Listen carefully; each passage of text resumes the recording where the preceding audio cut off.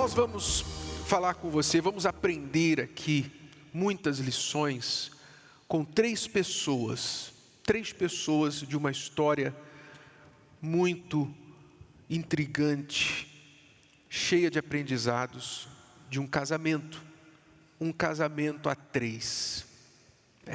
Já começa por aí. Problemas. Casamento de um homem chamado Eucana, sua esposa Ana e a terceira mulher, Penina. Houve um homem de Ramataim Zofim, da montanha de Efraim, cujo nome era Eucana, filho de Jeroão, filho de Eliú. Não se preocupe com esses nomes todos não, tá? Versículo 2. E Eucana tinha duas mulheres. O nome de uma era Ana e o da outra Penina. E Penina tinha filhos, porém Ana não os tinha. Então, a história demonstra aqui que esse homem casou com a sua amada esposa, chamada Ana, e porque ela não podia engravidar, ele então fez o que era costumeiro na época, que foi tomar uma segunda mulher. Uma espécie de barriga de aluguel, digamos assim. Você vai vir aqui morar com a gente, você vai ser a minha segunda esposa, eu vou cuidar de você, mas você está aqui para me dar filhos, porque a minha esposa não pode. Então, esse era o arranjo, que não era um arranjo, diga-se aqui bem enfaticamente, que era abençoado por Deus, recomendado por Deus. Não, isso era uma prática da época que era tolerada, mas não era como Deus queria. E por isso que a Bíblia não esconde os resultados de casamentos assim. Quando Abraão e Sara, por insistência de Sara, tomou uma mulher para dar filho para ele, a Bíblia deixa registrado e o mundo sente até hoje as dores daquela decisão. De um casamento polígamo, não é? A mesma coisa aconteceu com Jacó, que Deus mandou que ele casasse com uma mulher e ele casou com 4. 2 esposas e 2 concubinas. E foi desastroso. E a Bíblia não esconde isso. Está lá para quem é sábio e prudente aprender e entender que uma só já basta. Já dá trabalho suficiente, né? Como um só homem também. Muito bem. Então este homem tinha 2 mulheres e tal. Penina tinha filhos, porém Ana não os tinha. Subia, pois, este homem da sua cidade de ano em ano a adorar e a sacrificar ao Senhor dos Exércitos em Siló. Quer dizer, Eucana era um homem religioso. Todo ano ele ia lá em Siló, onde estava o templo, sacrificar para Deus. Ele era um levita, um homem de linhagem religiosa. Então ele cumpria as tradições da religião. Esse detalhe é importante porque você vai entender no contexto por que ele deixa esse detalhe. E estavam ali os sacerdotes do Senhor, Hófni e Finéias, os 2 filhos de Eli. E sucedeu que no dia em que Eucana sacrificava, dava ele porções a Penina, sua mulher, e a todos os seus filhos, e a todas as suas filhas. Quer dizer, Penina era uma fábrica de bebês, né? Se Ana era estéril, por outro lado, Penina era filhos e filhas praticamente todo ano. Porém, a Ana dava uma parte excelente, porque amava a Ana, embora o Senhor lhe tivesse cerrado a madre. E sua rival excessivamente a provocava para a irritar, porque o Senhor lhe tinha cerrado a madre. E assim fazia ele de ano em ano, sempre que Ana subia à casa do Senhor, a outra a irritava. Por isso chorava e não o quê? Não comia. Então Eucana, seu marido, lhe disse: Ana, por que choras? E por que não comes? E por que está mal o teu coração? Não te sou eu melhor do que 10 filhos? Então Ana se levantou, depois que comeram e beberam em Siló, e Eli estava sentado numa cadeira junto ao pilar do templo do Senhor. Ela, pois, com amargura de alma, orou ao Senhor e chorou abundantemente. Bom, vamos aqui imaginar, procure imaginar, vamos nos transportar lá para a casa de Eucana, Ana, Penina e sua penca de filhos. Vamos imaginar, procure para o benefício seu, tá? O que a gente pode aprender com essa história aqui, porque a Bíblia dá detalhes da história, e nada na Bíblia é por acaso. Então, Eucana primeiro, vamos focar nele. Um homem religioso, mas que fazia as coisas do seu jeito. Ele era religioso porque mantinha as tradições. Mas quando veio, digamos, a necessidade, quando ele casou com a mulher que ele amava, e aí o primeiro ano, nada. Segundo ano, nada. 5 anos, nada. A mulher não engravidava. E como ter filhos naquela época, se hoje um casal não tem filhos já é frustrante, e há casais que gastam rios de dinheiro para ter filhos, hoje em dia, imagine naquela época onde ter filhos era questão de sobrevivência. Eucana, para resolver o seu problema, talvez ele, sendo um homem religioso, tenha orado 1, 2 vezes, 3 vezes, 3 anos, 5 anos, não resolveu, então ele falou: eu tenho que dar o meu jeito. E o religioso é assim, a pessoa religiosa que não teme a Deus, ela cumpre as obrigações religiosas do lado externo, do lado de fora. Vai à igreja, faz suas obrigações, dá oferta, dá dízimo e tal, cumpre os rituais da religião. Mas quando chega na hora de ela praticar o que o Deus dela fala, ela diz: bom, não é bem assim. Mas todo mundo faz. Não, mas todo mundo faz isso. Então, Eucana fez o que todo mundo fazia. Ele cedeu aos costumes da sociedade na época. Ele quis justificar, né, porque ele estava tomando uma outra esposa. E aí ele vai e fica chateado com a Ana porque ela estava chorando. E ele fala: não sou eu melhor do que 10 filhos? Pois é, Eucana, mas a Ana não foi melhor que 10 filhos, né? Porque você se casou com outra mulher, né? Ele tomou uma mulher para ter 10 filhos, para ter lá os filhos. Quer dizer, ela não foi boa o suficiente ou o suficiente para ele, mas ele queria que ele fosse o suficiente para ela. Normalmente, né, a pessoa, quando ela é meio hipócrita, né, porque o religioso ele tem esse lado hipócrita, né?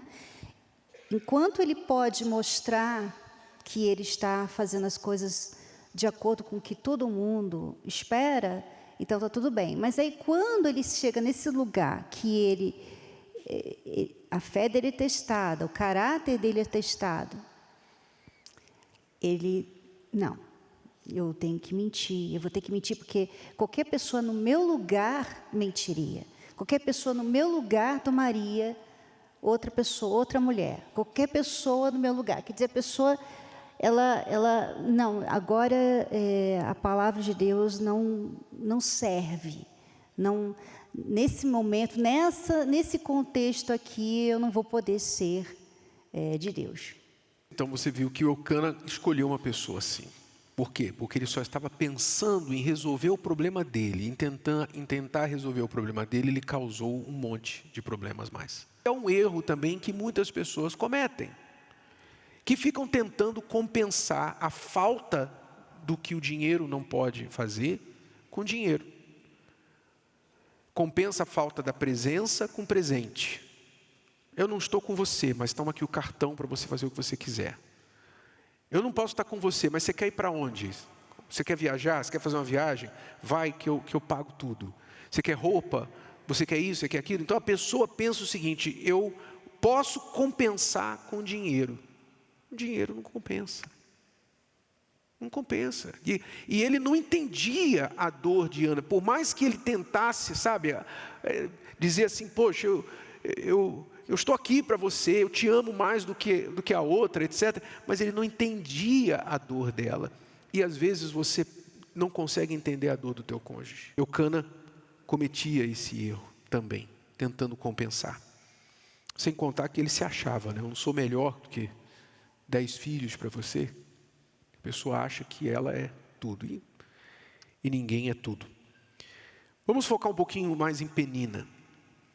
Penina, como você já percebeu, a mulher que veio para tapar um buraco. A mulher que veio para resolver um problema. Ó, fica aqui, você vai me dar filhos. Então, o que representa Penina? Penina, você pode imaginar, ela chegou ali, sem esperar muito, aceitou o acordo, né? Ela entendeu, não foi segredo para ela. Ela chegou, Ana já estava lá. Mas ela chegou pensando assim, tá bom, eu vou dar filhos para você. Mas quando ela começou a dar um filho atrás do outro, então ela começou a querer mais.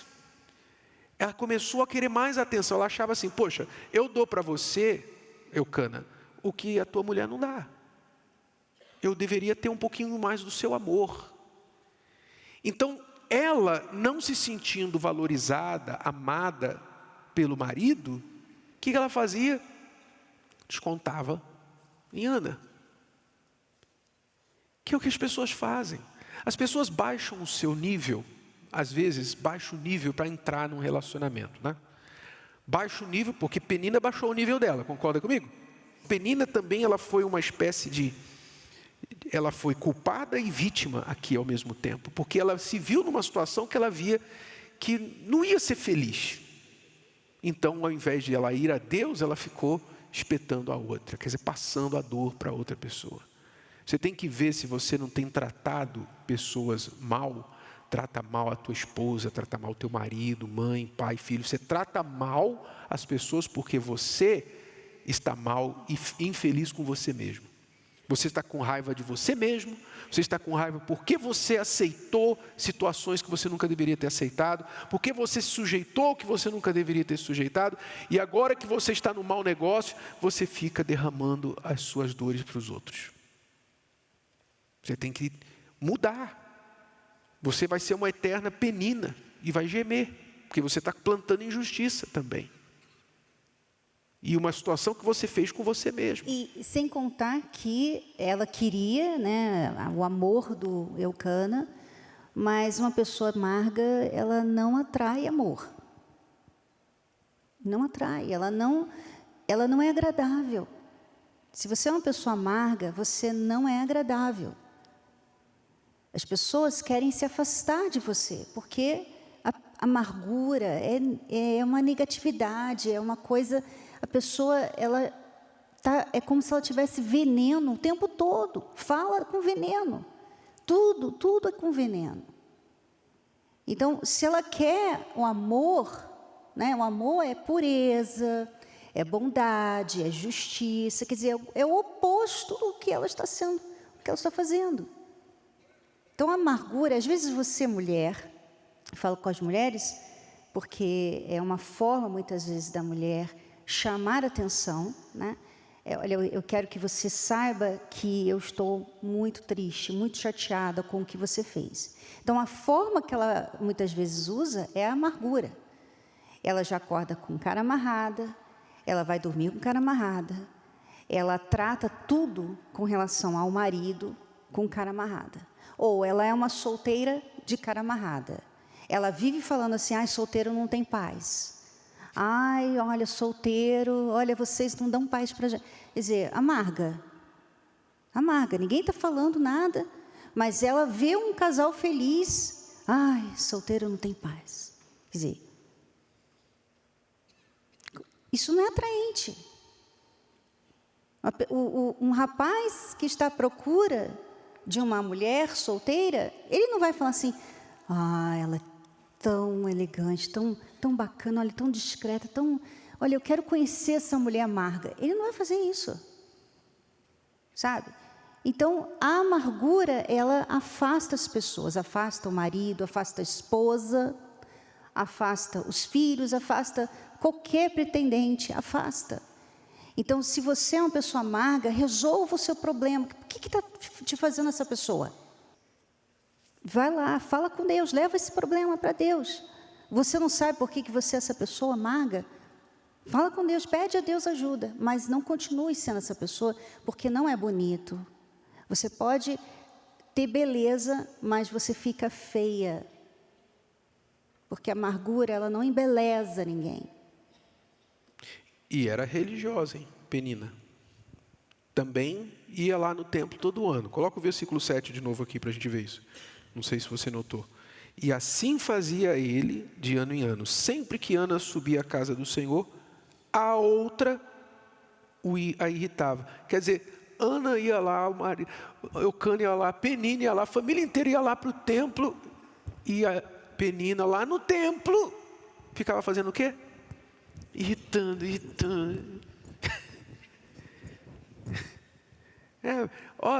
Vai lá orar, vai fazer sua oferta, vai ver se Deus te atende esse ano. Vê se Deus faz alguma coisa por você esse ano. Sei lá o que ela falava, mas devia, né? Não era fácil. Quer dizer, uma mulher que estava lá, cumprindo a sua obrigação, dando as suas ofertas, na presença de Deus e maltratando a outra. Quer dizer, religiosa, hipócrita. E tem gente assim dentro da igreja, fala com Deus, Senhor, Senhor, falando com Deus e maltratando as pessoas. As peninas, infelizes, infelizmente. Agora, tem a terceira pessoa, que é a principal lição da história, Ana, que vivia o quê? Qual era a situação de Ana? A situação dela era uma situação que ela não podia mudar. O que ela podia fazer? O que ela podia fazer sobre a situação dela? O erro de Ana, se a gente pode apontar um erro dela, foi que ela absorveu o problema por muito tempo. Ela absorveu aquilo e se tornou como uma esponja em que ela foi pegando aquele problema para si, provavelmente para não brigar, para não criar um clima dentro de casa, para piorar a situação, ela só absorvia tudo e perdia o apetite, deve ter perdido peso. Uma pessoa triste. Chorava, enfim, ficou ali apagada por causa daquela situação. Mas Deus permitiu aquilo. Deus permitiu, o texto fala 2 vezes que Deus cerrou a madre de Ana. Ele permitiu aquela situação como se ele estivesse incitando Ana, através daquela dor, a chegar no ponto que ela chegou. Qual foi o ponto? O ponto em que ela não aguentou mais. Mas ela não aguentou mais e ela fez o quê? Se matou? Pediu divórcio? Pegou as coisas e foi embora? Ou bateu na Penina? Acho que não deve ter faltado vontade, né? Ela não extravasou a sua dor de uma forma negativa, como muitas pessoas fazem. Elas absorvem os problemas, aí se encolhem com aquilo e morrem, né? Passam a viver como mortas-vivas. Finalmente, quando ela chegou no limite dela, então ela chegou para Deus e falou: Senhor, é tudo ou nada. Agora eu peço ao Senhor que o Senhor faça alguma coisa na minha vida. E pediu a Deus um filho, homem, e fez o voto dizendo: se o Senhor me der esse filho, eu vou devolvê-lo para ti. Se o Senhor me der o que eu mais quero, eu devolvo para ti. Então, quando ela fez aquela oração direto com Deus, quando ela foi direto para Deus, removeu o marido do caminho, não ficou mais dependendo das ofertas do marido, mas ela mesma ofereceu para Deus o que ela mais queria, que era o próprio filho. Quando ela foi, não ficou dependendo de alguém orar por ela, o sacerdote vai orar por mim. Não, quando ela foi direto a Deus e resolveu o problema dela com Deus, ali na hora da oração, ela já levantou diferente. Saiu o peso de dentro dela, o rosto dela já não estava mais pesado. E ela desceu de volta para casa, livre, em paz. Amém? Quando Ana foi para o altar, ela tirou aquela amargura de alma de dentro dela e deixou nas mãos de Deus. E desceu livre. E é isso que tem que acontecer com você quando você vem aqui. Se você realmente falasse com Deus do jeito que você tem que falar, você não voltaria para casa do mesmo jeito. Nem para o lugar. Nem para o seu lugar, nem para o assento aí. Você não ficaria mais chorando, amargurado, esperando ver alguma coisa. Ana não viu nada depois da oração. Demorou 3 meses para ela engravidar, mas ela já estava em paz. Por quê? Porque ela literalmente colocou o problema dela nas mãos de Deus. É isso que Deus almeja, essa relação de dependência nossa com Ele. Isso não é religião. Amém? Está claro isso?